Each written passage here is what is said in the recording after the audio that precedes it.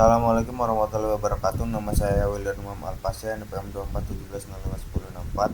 Sini saya ingin membuat video pertemuan ketiga, analisis kebutuhan fungsional dan non-fungsional. Nah, jadi spesifikasi kebutuhan perangkat lunak, kebutuhan perangkat lunak atau software requirement specification merupakan dokumen yang berisi deskripsi lengkap mengenai kebutuhan sistem yang akan dikembangkan. Dokumen ini digunakan sebagai acuan bagi analis sistem, pengembang serta pihak terkait dalam memahami fungsi dan karakteristik sistem yang akan dibangun. Secara umum, dokumen SRS memuat informasi mengenai tujuan pengembangan sistem, ruang lingkup sistem, kebutuhan fungsional, kebutuhan non-fungsional, batasan sistem, antarmuka sistem, kebutuhan perangkat keras atau perangkat lunak. Dengan adanya dokumen spesifikasi kebutuhan yang jelas, proses pengembangan sistem dapat dilakukan secara lebih terarah dan terstruktur.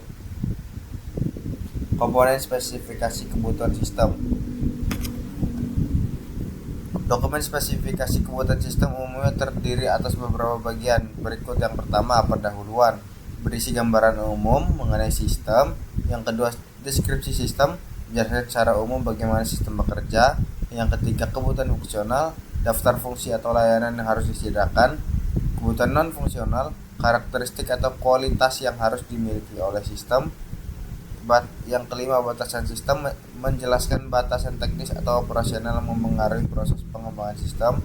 Yang keenam, antarmuka sistem, menjelaskan bagaimana pengguna berinteraksi dengan sistem termasuk mekanisme input-output.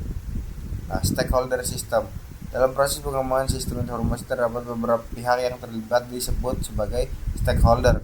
Masing-masing stakeholder memiliki peran yang berbeda dalam proses pengembangan sistem.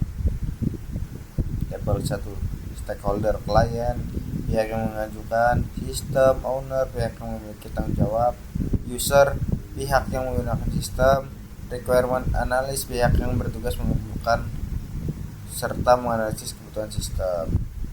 Terus developer, tim yang bertanggung jawab proses pengembangan sistem. Tester, tim yang melakukan pengujian terhadap sistem. Nah, analisis kebutuhan sistem merupakan proses untuk mengidentifikasi kebutuhan yang harus dipenuhi oleh sistem yang akan dikembangkan. Melalui proses ini, pengembangan dapat memahami fitur yang harus tersedia dalam sistem serta bagaimana sistem tersebut harus bekerja. Secara umum, kebutuhan sistem dibagi menjadi dua kategori utama, yaitu kebutuhan fungsional dan non-fungsional.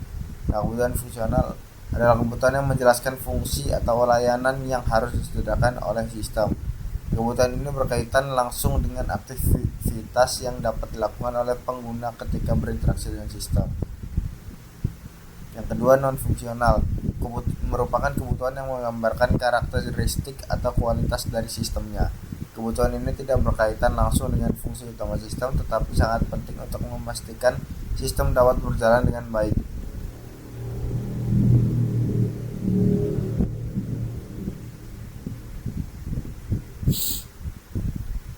Ini ada contoh studi kasusnya.